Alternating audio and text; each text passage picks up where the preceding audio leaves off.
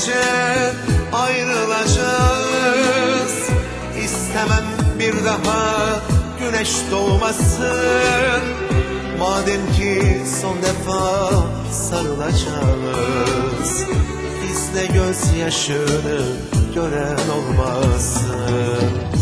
Madem ki bu gece ayrılacağız, istemem bir daha güneş doğmasın. Madem ki son defa sarılacağız, bizde gözyaşını gören olmasın. Nasıl unuturum sevgilim seni, ölüme götürür hasretin beni. Islak mendilini, yırtık resmini geri al sevgilim, bende kalmasın.